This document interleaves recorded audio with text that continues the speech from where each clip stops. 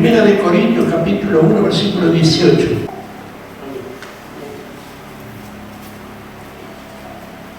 Amén. Amén.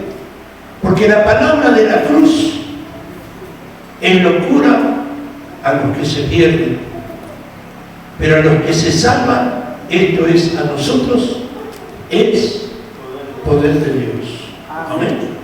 Padre, en esta tarde, Señor, han traído a quienes tenían y tienen que escuchar esta palabra. A mí me hubiera gustado que estuvieran todos, pero eso está en mi corazón solamente. Pero en tu corazón están los que tienen que recibir esta palabra, porque ellos serán tierra fértil para que esta palabra, esta semilla que tú entregas, pueda florecer, crecer y dar fruto al 100 por uno. Señor, te bendigo en esta tarde por mis hermanos que han vencido la inclemencia del calor y están aquí para compartir, escuchar, alabar y bendecir tu santísimo nombre. Gracias, Señor, en el nombre de Jesús. Amén. ¿Sabe que hay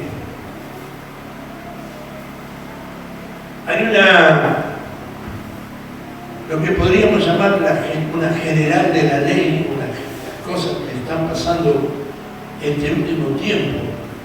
Y yo no voy a hablar de la gente de afuera, no voy a hablar de la gente del mundo, voy a hablar de las congregaciones que forman parte de la iglesia. Hace días vengo escuchando, inclusive en esta casa, decir que la iglesia, que la iglesia, que la iglesia. Y anoche compartía con los hermanos que yo no sé cuánto tiempo hace, yo recuerdo el año 1998, 99, un poco antes. Acá en la ciudad de Neuquén hubo un movimiento de una congregación fuerte. Vinieron profetas, vinieron hombres de distintas partes del mundo, inclusive vino un profeta que estuvo como 4 días en esta congregación grande de la ciudad, no voy a nombrar, que hablaba de que el avivamiento vendría para el mundo desde lo último de la tierra. Y todos nos gozábamos, digo, uy, qué lindo, gloria a Dios, aleluya. Y teníamos los ojos puestos en esa congregación, tuvieron no sé cuántos meses de culto seguido, y cada vez que escuchábamos lo que pasaba nos admirábamos y decíamos, qué lindo, esto tiene que pasar, nosotros queremos lo mismo. Personalmente fui a la ciudad de San Carlos Bariloche a hacer una campaña 120 días, prediqué la mayoría de esos días, habré predicado 100 de los 20 días, 120 días, porque hubieron otros pastores que tuvieron 2, 3, 4 días, inclusive vino gente de Buenos Aires a traernos la palabra. Y hablando de un avivamiento, de un despertar, de un hacer cosas, de un nacer de una iglesia o de un renacer de una iglesia que está dormida. Y yo tengo, porque la mayoría acá somos gente conocedora, y creo que todos hace mucho tiempo que estamos hablando del deseo de un avivamiento. ¿Quién no quiere tener un avivamiento? ¿Hay alguien que no quiera? Todos queremos un avivamiento. Yo recuerdo mucho el tema de los avivamientos en América del Sur. Empezó en la República del Chile, allá en Valparaíso. Dios despertó a la iglesia chilena de ser una iglesia metódica, porque venía de la metodista episcopal. Y un día un loco de esos que nunca falta dijo, nosotros tiene que haber otra cosa diferente. Y empezaron a reunirse, se congregaban a orar y buscaban en adoración a Dios. Hasta que un día el Espíritu Santo los visitó y ocurrió algo tremendo. Fue tan grande el avivamiento en Chile que ese avivamiento cruzó la cordillera y llegó a Argentina. Anoche conversábamos con los hermanos que estábamos estudiando la palabra de que en 1952-53 llegó un siervo de Dios llamado Tommy Hicks a la Argentina. La Argentina era un país religioso, tradicionalista, Y el pueblo evangélico pentecostal, no sé si habría 300, 400 personas en todo el país. Hasta que el Señor envió a este siervo de Dios, Tony Hicks, y en la cancha de Atlanta hizo una gran cruzada de fe y despertó a la iglesia de los 300, 400 hermanos, muchos de ellos misioneros suizos, suecos, alemanes, y empezó Dios a hacer cosas tremendas, soberanas dentro de nuestro país. Yo llegué al Evangelio, al conocimiento de la palabra del Señor, aún siendo un niño, en el año 58. Yo disfruté la colita, podríamos decir, del avivamiento, del despertar. Pero al pasar el tiempo, se empezó otra vez a adormecer. Y los templos se empezaron a vaciar, y la gente se empezó a ir, y la gente empezó a buscar en otro lado respuestas para sus vidas, hasta que llegó a nuestro tiempo. Y la conclusión que sacaron siervos de Dios, en lo que humildemente me quiero incluir, es que estamos viviendo un evangelio sin cruz. Vivimos un evangelio cómodo. Todas las congregaciones, las grandes congregaciones, están motivadas por los sistemas, motivan a la gente. Hablábamos ayer también, y hoy lo voy a repetir un poco, por las estrategias que el hombre hace para llenar templos. Acá en Neuquén un día se decidió hacer un campeonato de fútbol cristiano.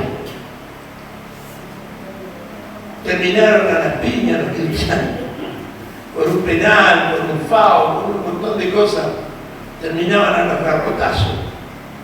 Fue un fracaso, pero eso hizo que la gente se acercara a la iglesia. Inclusive hoy hay una iglesia allá en el oeste, hermano, que es una iglesia grande, que tiene grandes campos de deporte y hacen cosas así para que la gente llegue.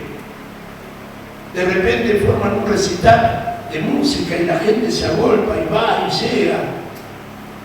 De repente aquí en nuestra propia congregación hemos hecho cosas para que la gente llegue. Se ha llegado a contratar músicos en las iglesias, músicos seculares, porque la música atrae. Siempre en poco, porque el buen deseo del corazón de los siervos es provocar un avivamiento. Y pensamos que el avivamiento se manifiesta en la cantidad de gente que consigamos y logremos meter dentro del templo.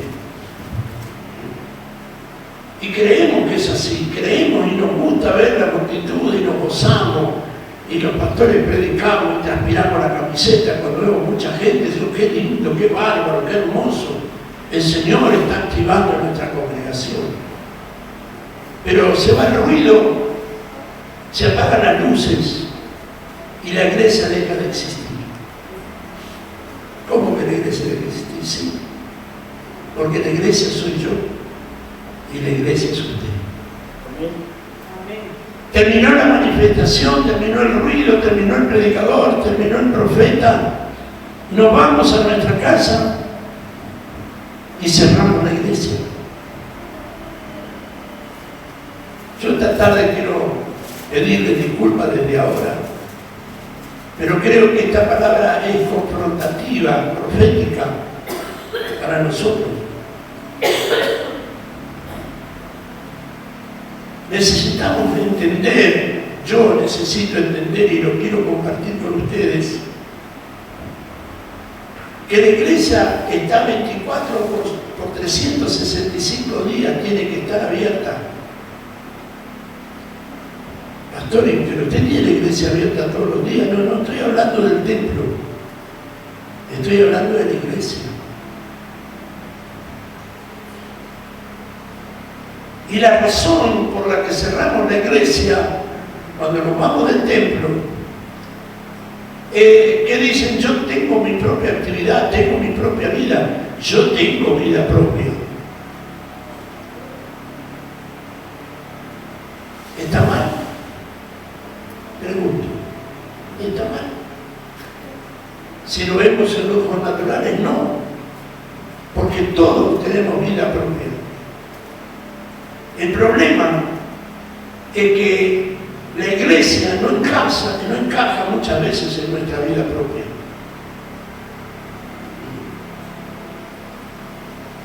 Nuestra vida propia muchas veces nos lleva a los enojos, a los insultos, porque yo tengo vida propia. Cuando alguien me dice algo, yo me enojo y listo, se terminó, y le digo lo que le tengo que decir. Y si mal no da, bueno, si es necesario, me arrebanco y total, yo soy bien machito, yo soy bien machita. Cerramos la iglesia. Y bueno, un festejo de Navidad, bueno, pero escúchame, yo tengo vida propia, tengo familia, tengo amigos. Y si tenemos que celebrar, celebremos, porque para eso es Navidad.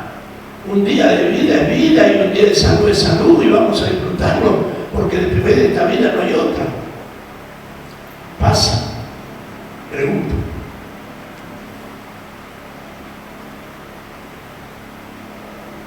Lamentablemente pasa muy seguido. Nuestros egoísmos, nuestra egolatría, nuestra tradición humana nos hace decir: yo tengo vida propia mía. En una palabra, yo hago lo que quiero.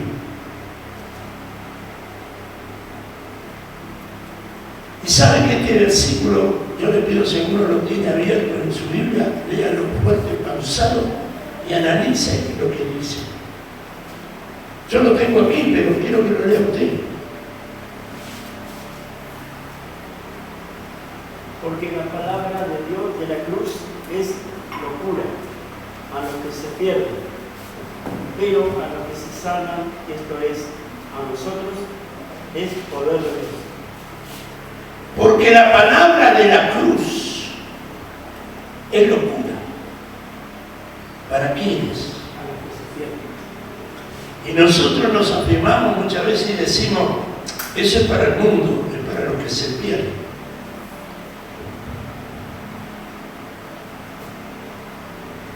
Yo no sé qué conclusión tiene usted de este versículo. Yo le cuento que en mi locura, como dijo Pablo, él dijo: permítame un poco de locura. En mi locura analicé esta palabra, la palabra de la cruz de locura para los que se pierden. Y en mi locura, mi necedad, en mi estupidez, en mi necedad, lo traje para mi vida. Porque el apóstol Pablo no le escribe a la gente de afuera. ¿A quién está escrita esta carta? ¿A quién?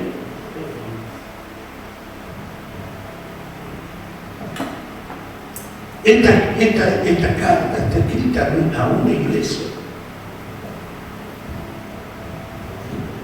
Y si usted ve en los primeros capítulos del libro de 1 de Corintios, se va a dar cuenta que Pablo le habla a la iglesia de Corintios como a los santos. La iglesia de Corintios era una iglesia similar a nuestro tiempo, hermano.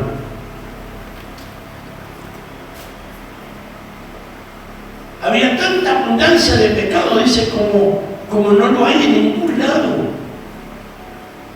Había incesto, había adulterio, había robo, había idolatría. Sin embargo, Pablo le decía a los santos, porque Pablo no estaba viendo a través del Espíritu Santo lo que eran, sino lo que serían. Y yo lo tomo para mí, lo tomo para este tiempo. Hoy el pastor no vino hoy me mandaron un mensaje, no sé si lo mandó al grupo de pastores, de un pastor que golpeaba a su mujer. Y no solo golpeaba a la mujer, sino que golpeaba a sus hijos. Pastor, estafador que vendía terrenos fiscales a la gente de la congregación. Les hacía firmar pagaré para que le pagaran. No es lo mismo que la iglesia de Corintio. Pregunto. Es triste, es doloroso pensarlo, pero es la realidad. El maltrato familiar dentro de las iglesias, yo conozco casos, hermano, de que usted nos ve acá arriba en el público. Ya tocamos al cielo con las manos, pero resulta que con esas manos golpeamos a nuestra familia. Y a veces la violencia familiar no es solamente con un golpe. Hombres que le decimos, y fíjese que no estoy hablando en tercera persona, estoy hablando en primera persona. Hombres que le decimos a nuestras mujeres, sos un inútil, no me cocinás como mi mamá, vos no hacés las cosas que hace mi mamá. Y si tienen una historia familiar antigua, no, la mujer que tenía yo esas maltrato psicológico. De mujeres que maltratan a sus maridos, violencia de género, de mujeres que maltratan a su, pero ¿cómo? La mujer le pega al hombre, no hace falta que le pegue. Hay violencia que en la boca de la mujer que lastima más que un golpe, que una cachetada, que una puñalada. No pasa aquí, no, acá no pasa. Bueno, gloria a Dios, ojalá que no pase nunca. Hombres con espíritu de celo, espíritu de violencia, espíritu agresivo, forma de decir las cosas. Yo las digo, total, si le gusta bien y si no le gusta, ni la herida que dejaste donde hablaste.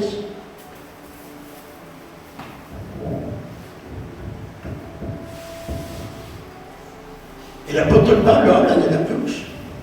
¿Por qué pasa eso? ¿Usted qué opina? ¿Por qué hay tanta violencia? ¿Por qué usamos tanto las manos? ¡Pam!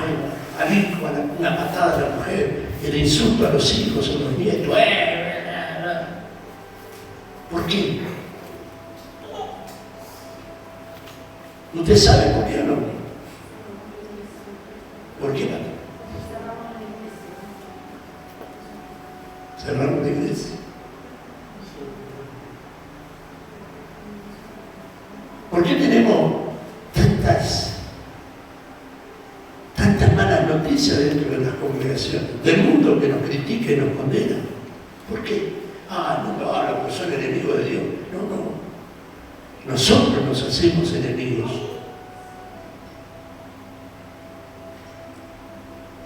Si yo le debo un peso a cada vecino, seguramente que lo va a decir viejo sin vergüenza. Si yo no cumplo con mis obligaciones de padre, mis hijos no me van a respetar por más que me peguen. Me van a tener miedo, pero no me van a respetar. Me van a tener miedo porque mi viejo me va a sacar el cinto y cuando mi viejo se enoja, corrones, patadas, chirros, piña. Fíjese lo que dice el libro de Gálatas, capítulo 2. Porque yo por la ley soy muerto para la ley, a fin de vivir para Dios.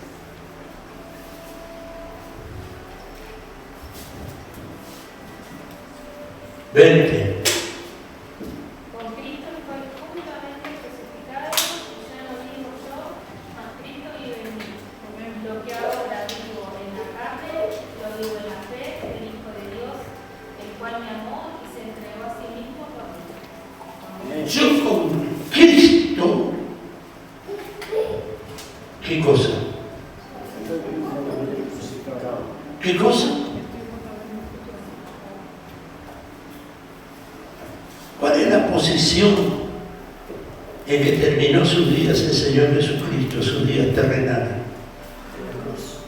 ¿Cómo estaba? Humillado y colgado en una cruz. ¿Se podía mover? No.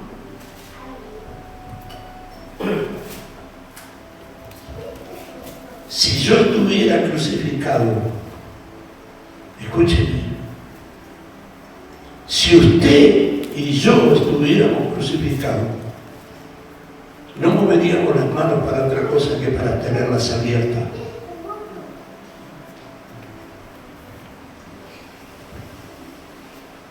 Si usted y yo estuviéramos crucificados, no andaríamos de aquí para allá haciendo lo que no tenemos que hacer.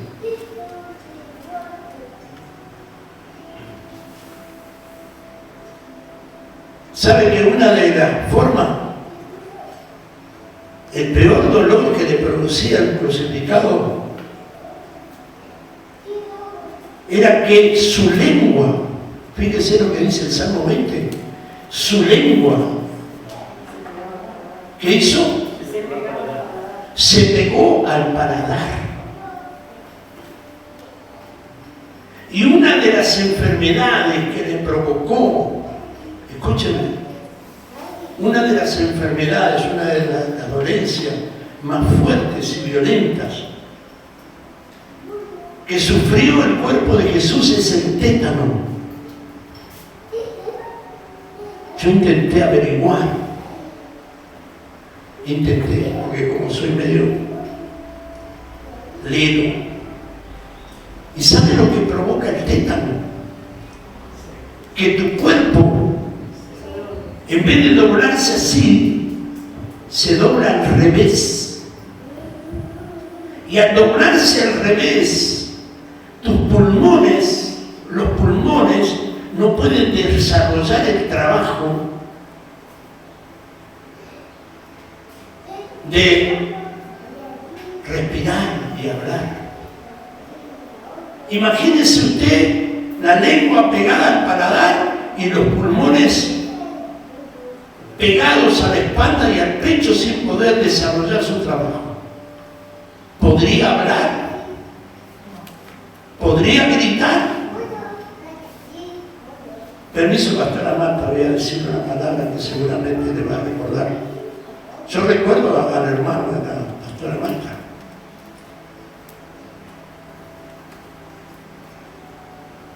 Miguelito tenía los pulmones hechos pedazos, endurecidos, y no podía hablar. Lo único que decía que quería aire, oxígeno, por favor. Nosotros somos tan rápidos para hablar, hermanos, hablar y decir y ofender y decirle sos un inútil al marido, sos un inútil a la mujer, maltratar a los hijos, maltratar a la familia. ¿Por qué será? ¿Por qué será? ¿Qué opina usted? Den una predicación compartida. ¿Qué opinamos, Flor? Porque no estamos amarrados a la cruz.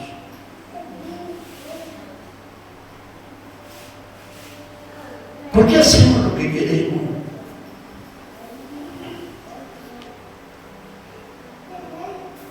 La gente le decía a Jesús, si tú eres el Hijo de Dios y tienes poder de destruir el templo y restaurarlo, dale, levantate, bajate de la cruz. ¿Por qué será que Jesús no se pudo bajar? Él no se quiso bajar, pero tampoco hubiera podido bajarse humanamente hablando, porque estaba clavado en la cruz. ¿Por qué nosotros nos movemos a lo que dice la gente? Pregunto, hermano. ¿Qué opinamos, Ricardo?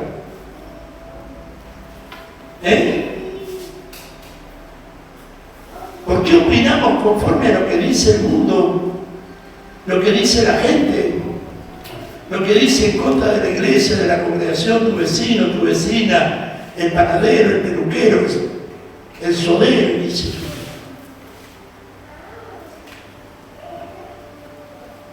¿Por qué dejamos la cruz tirada? Porque no estamos clavados juntamente con Cristo o crucificados juntamente con Cristo. Pero fíjense, hermano, porque la palabra de la cruz es ¿qué? Locura.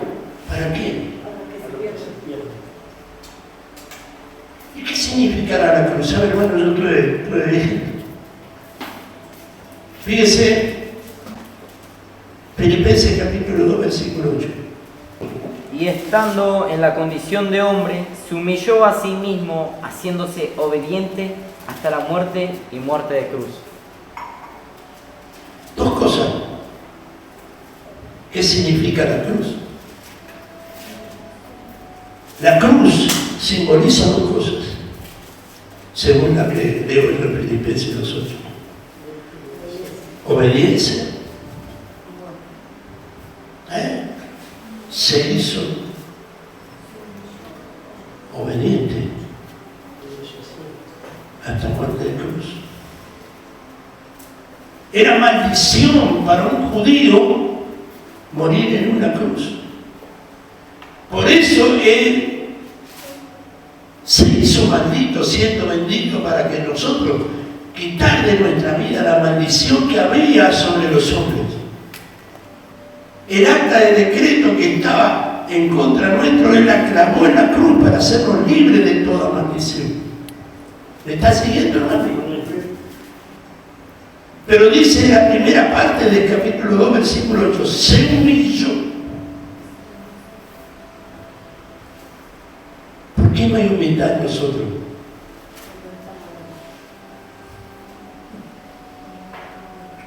Hermano, no es esto. Hermano, hacia bien. La palabra dice esto, hermano. Sí, bueno, pero la palabra. Y algunos dicen, no, yo le obedezco a Dios, después a los demás no le obedezco a ninguno. ¿Qué tengo que obedecer al pastor? ¿Qué tengo que obedecer a los hermanos? ¿Qué tengo que obedecer?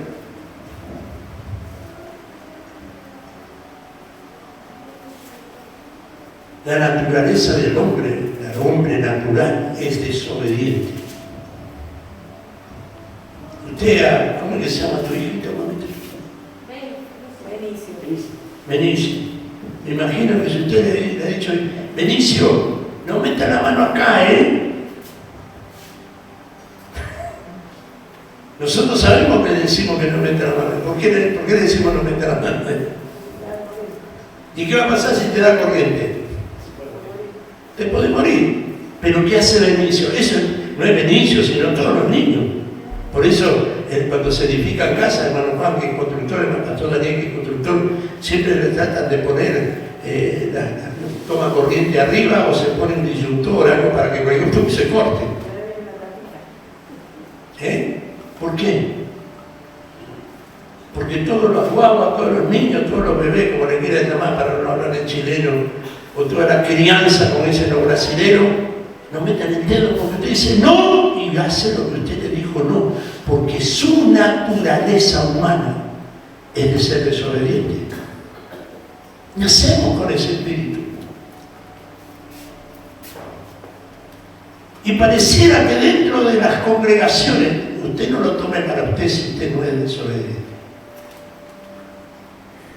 Sigue estando el espíritu natural de ser desobediente. La palabra dice, hermano, arrepentidos y convertidos. Aparte nadie me vio.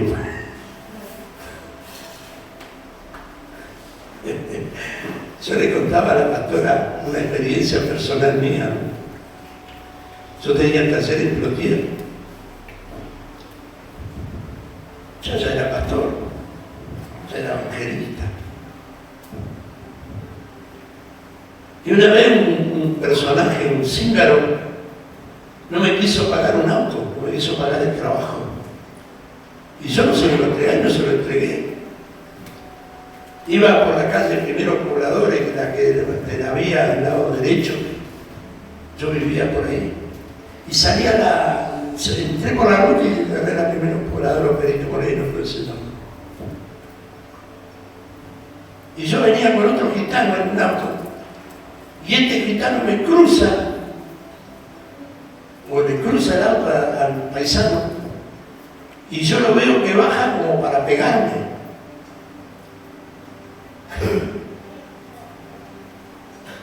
Yo dije, si vos me querés pegar, fíjense. se baja y me tira. Yo era flaquito, jovencito. Me agaché y le vi todo esto abierto, todo abierto. Y pasa un hermano en un camión. Buenas tardes, pastor. ¿Por qué robar?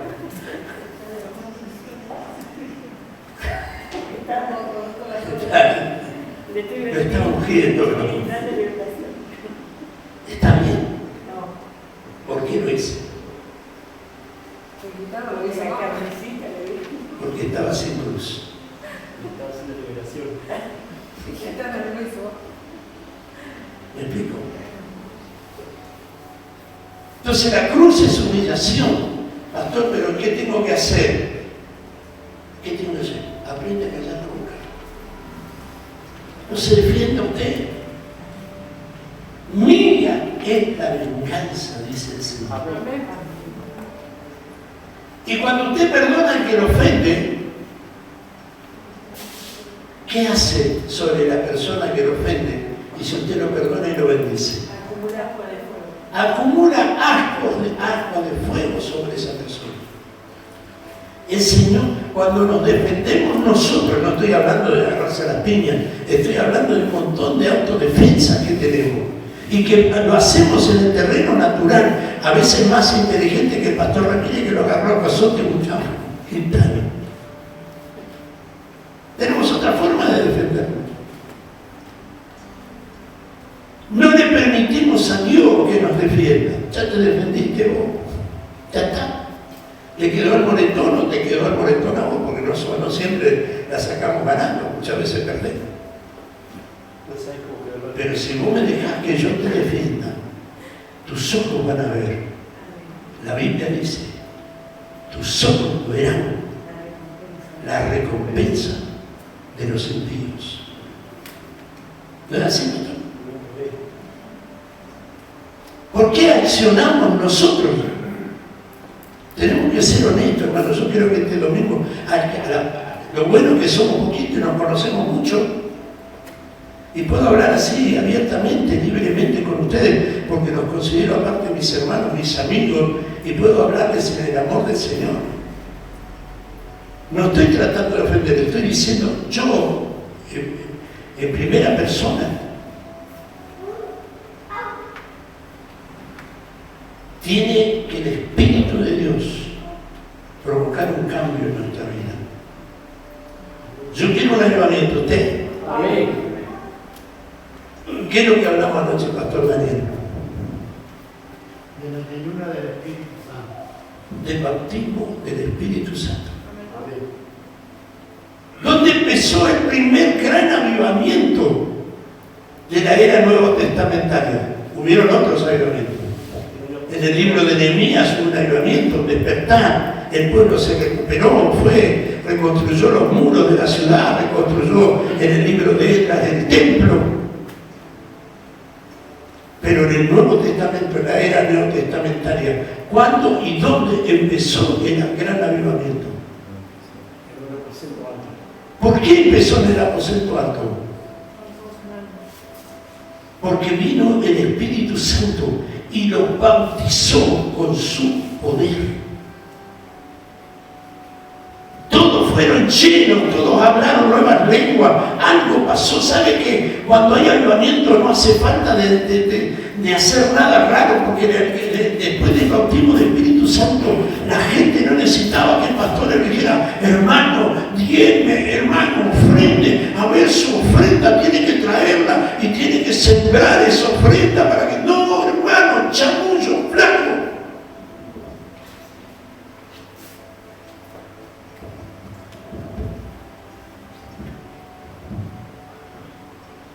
Después del gran avivamiento, después del despertar del Espíritu de Dios sobre toda carne, no eran personas especiales, eran carne como usted y como yo.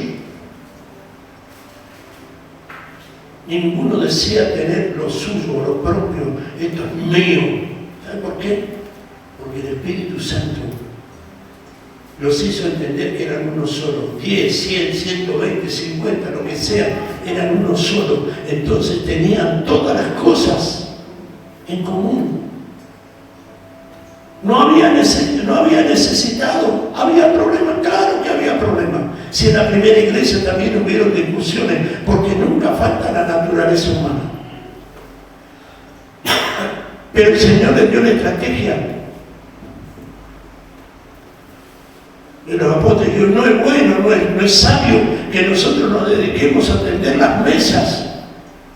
Es necesario que nos dediquemos a estar en comunión con el Señor para enseñarle. Sabe que el Espíritu Santo le dio la estrategia. A ver qué hacemos, vamos a armarnos. No, busquen 7 varones, 7. El número perfecto es 7. ¿Cómo tenían que ser los que van a repartir las mesas? Lleno del Espíritu Santo. Lleno del Espíritu Santo. Y la llenura del Espíritu Santo no es saltar, no es gritar más fuerte, no, ser lleno del Espíritu Santo, porque juntar hombres que recibieran y atendieran la mesa de la viuda es como decir que un solo va a cuidar un gallinero. Tenían que atender a las viudas, tenían que visitarlas, tenían que ver si estaban bien atendidas, bien comidas, si tenían todo lo necesario, porque la iglesia se hacía cargo de las viudas en ese momento. Y apartar 7 varones. Hoy no podemos ver. Hoy no podría ser. Mate a varones a atender viudas. Yo voy a atender eso. Como un zorro cuida gallinero. ¿Pasa o no pasa, hermano? Le pregunto a usted, ¿pasará así? ¿Usted qué opina? ¿No quiere opinar? ¿Usted qué opina, pastor Daniel? Pasa, ¿no? Dice la palabra del Señor, guardado de la levadura de los fariseos. Porque los fariseos eran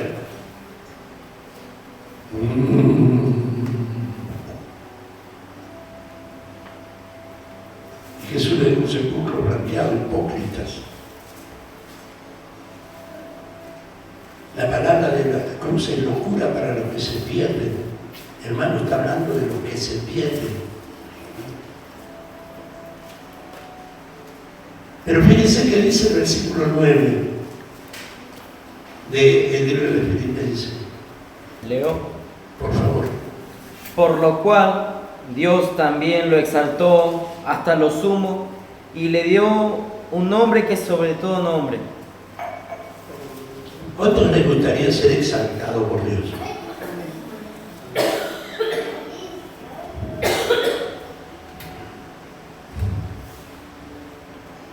Yo le pregunto, ¿te gustaría que Dios te exaltara?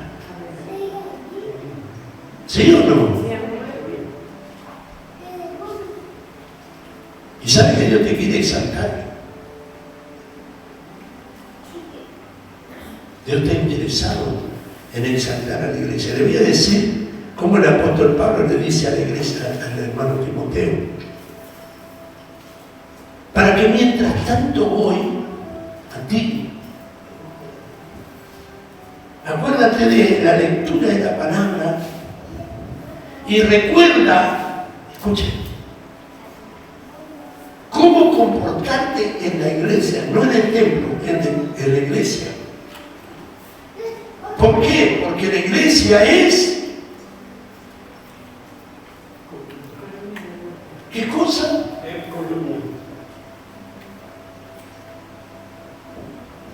¿Sabe qué? Sería lindo que la gente diga cualquier cosa que vos necesites. Anda a verlo a Ricardo, porque es un hombre recto, sabio, prudente, porque es una columna de la sociedad. Él no te va a mentir, él te va a decir la verdad. Te guste o no te guste, te va a decir la verdad bien. Eso es exaltar. Sería hermoso que dijera, cualquier cosa que necesites, anda a verla. Viene una chica que trabaja en la legislatura. Y un montón, una madre, hay un montón de muchachas ahí. más linda, más fea, más flaca, más gorda. Pero esa chica tiene vida y luz propia. Y cuando vos vayas va a tener la palabra justa ante tu necesidad.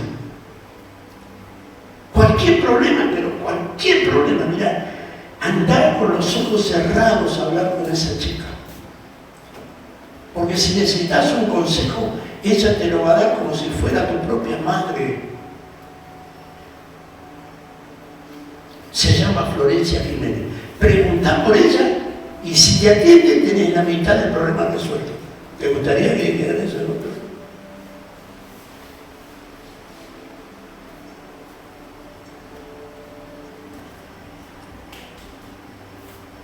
Eso es ensayar. A mí me encantaría, te digo delante de Dios, que la ciudad, que la gente diga, si vos tenés un problema, anda a verlo al pastor Ramírez. Mira, el tipo te va a atender, es un viejo mañoso, feo, gordo, panzón, pero te va a atender y te va a dar la palabra justa, te va a aconsejar justo, va a orar por vos, va a interceder delante del Padre por vos y los problemas, Dios te va a dar sabiduría para solucionar tus problemas. Me encantaría que lo diga. Pero quiere que diga la verdad, no lo dice de mí. Dice que soy gordo, panzón, mañoso, eso sí dice. Lo otro no lo dice. Pero como Jesús se humilló hasta la muerte y muerte de cruz, permaneció en la cruz, eso quiere decir permanecer. Dios lo exaltó hasta lo sumo. ¿Y qué le dio? Título de apóstol. Un nombre que es sobre todo nombre. Un nombre. ¿Se acuerda el mensaje que predicó la pastora sobre Juan el Bautista? Cuando le preguntaron, ¿tú eres el Cristo, no? ¿Y quién eres? Una voz. Aleluya. ¿Quién eres? No, el apóstol Ramírez, el predicador Ramírez, el maestro Ramírez, el reverendo. No, yo soy una voz. ¿Me está entendiendo, hermano? Pastor, pero yo le iba a predicar un mensaje.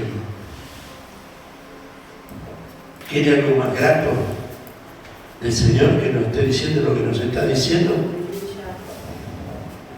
Mateo 27. Ocurrió algo al lado de la cruz, ¿saben? Amén. Anoche también hablábamos que 10 se escaparon del lado de la cruz. Es fácil escaparse de la cruz.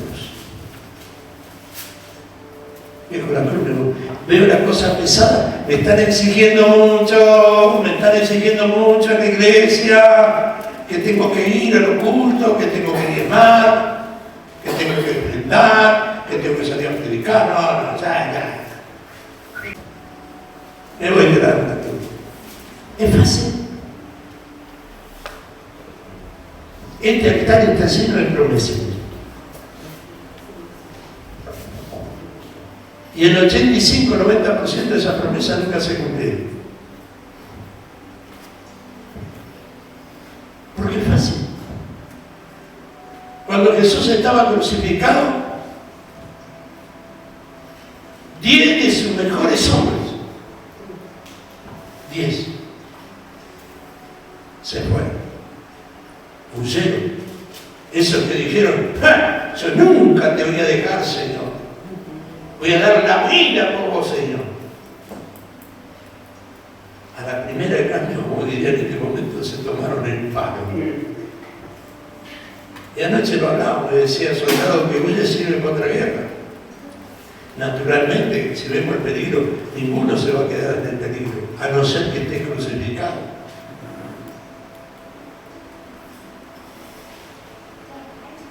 Sin cruz. Tu ministerio y mi ministerio es vano. Es pura cáscara. Fíjese lo que dice. Además, Jesús, habiendo otra vez clamado a gran voz, entregó el Espíritu. Y aquí el velo del templo se rasgó en dos, de arriba a abajo. Y la tierra, ¿qué pasó? Tembló. Y las rocas, Se partieron. ¿y qué más pasó en el versículo 52, hermano? A ver. Los sepulcros y muchos cuerpos de santos que habían dormido se levantaron. Y se abrieron los sepulcros y muchos cuerpos de santos que habían dormido se levantaron. Esta casa fue. Cuando Jesús manda a los discípulos después de su ascensión, le dijo: ahora vayan, sanen enfermos, limpien leprosos, resuciten muertos. ¿Cómo resucitar muertos? ¿Sabe, hermano, una cosa? Yo le cuento lo que el Señor me entregó a mí en este mensaje. Solo los que están al lado de la cruz verán el milagro de la resurrección de personas. ¿Cómo, pastor, va a salir a resucitar muertos? ¿Sabe que no solo los que mueren y terminan su vida acá en esta tierra y se pudren? ¿Sabe cuántos sueños están muertos? ¿Usted sabe cuántos muertos en vida hay? Personas que han perdido sus sueños de ser felices. Personas que han perdido los sueños de ver a sus hijos prosperar, progresar, cambiar. Solo los que permanecieron al lado de la cruz vieron el cuerpo de los muertos resucitar y levantarse de los sepulcros. Ellos vieron cómo las piedras se partieron. Hay piedras en las calles, hermano. Cuando hablo de piedra, hablo de personas endurecidas, personas que han perdido la fe, la esperanza, los sueños. Están muertos en vida. Y la iglesia no impacta a nadie. No impacta a nadie, no impactamos a nadie. Y tenemos un dicho muy común: somos pocos, pero somos buenos. Decimos así, ¿no, pastor? Eso se le llama la alegría del tonto. Somos poquitos, pero somos buenos, pastores. Nosotros sí que somos buenos. Si realmente fuéramos buenos, no seríamos pocos. Porque no somos buenos, es que no impactamos a nadie. Nuestras vidas no impactan a nadie. Somos unos más del montón. No tenemos la identidad de columnas y baluartes de la verdad. Hace algunos años, hermano, y esto lo cuento y con esto termino.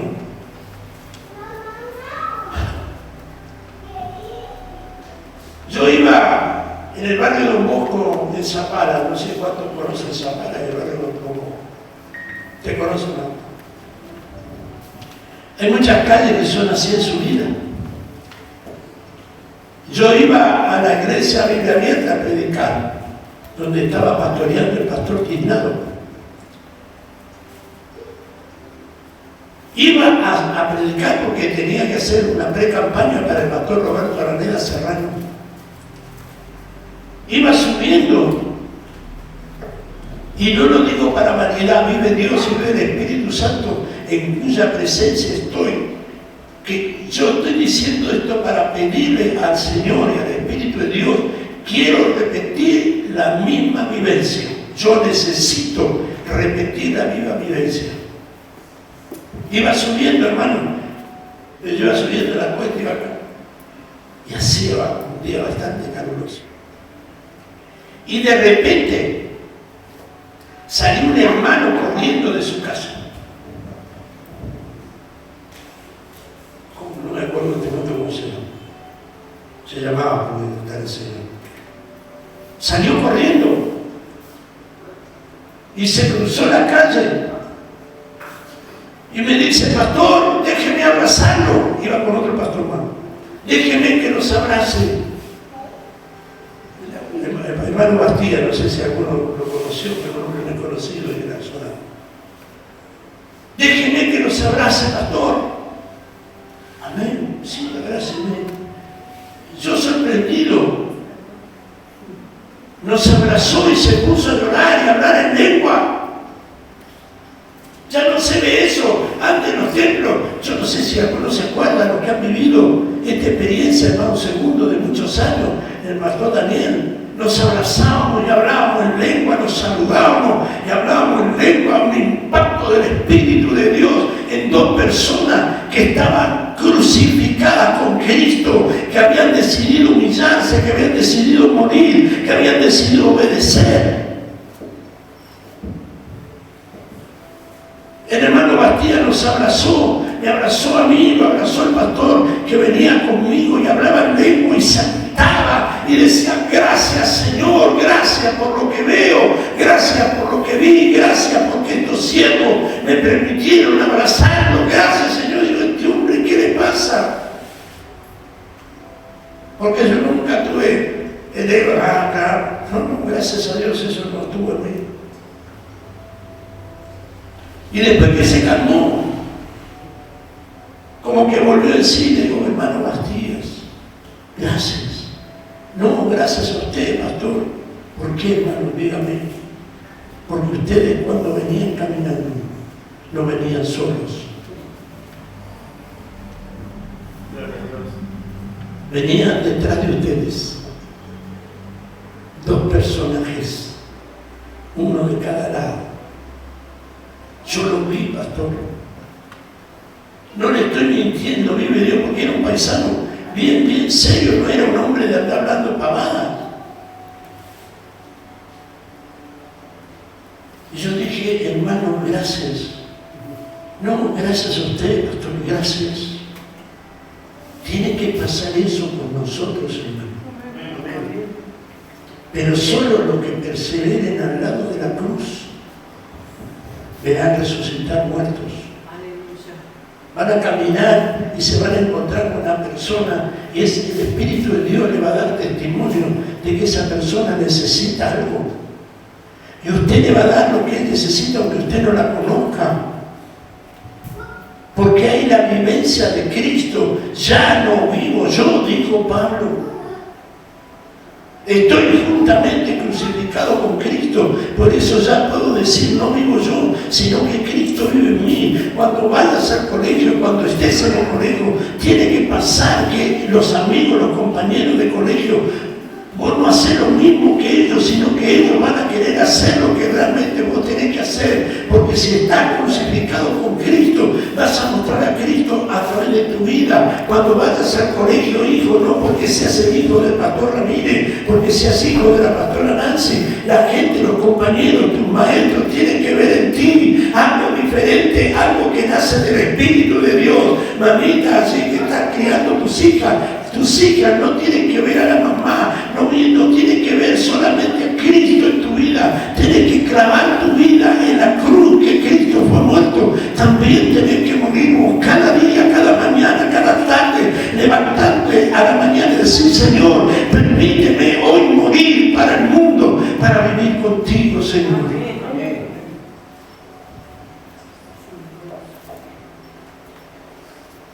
Está loco, sí. Pero estoy muy loco, hermano. Y les aconsejo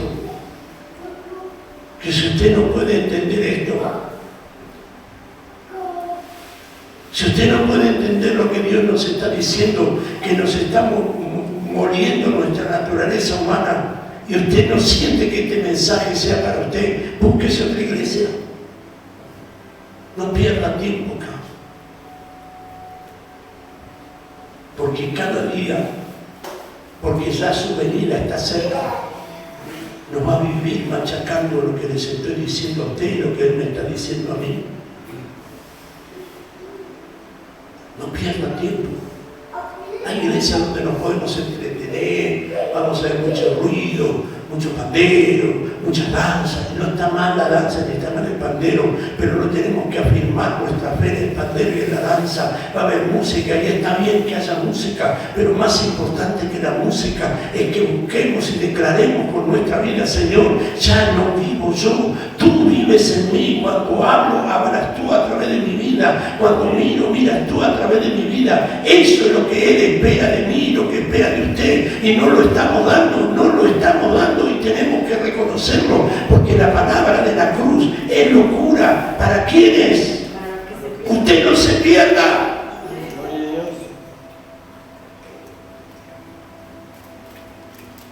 No se pierda.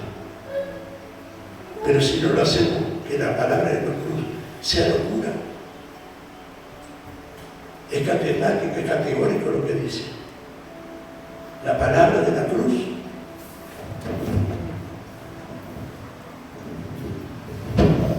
la palabra de la cruz. La palabra de la cruz. La palabra de la cruz. ¿Para quiénes? A los que se pierden. Así que no piense que es una locura congregarse a pesar del calor, del frío. No piense que es una locura dejar todo para venir a buscar a Dios. No piense, si para usted es una locura, tenga cuidado, porque es símbolo y señal de que se está por perder.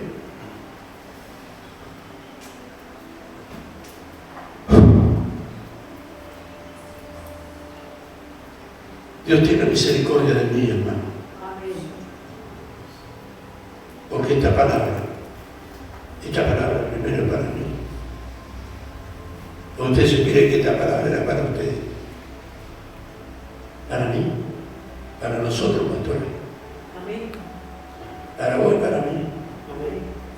Porque todos tenemos una historia.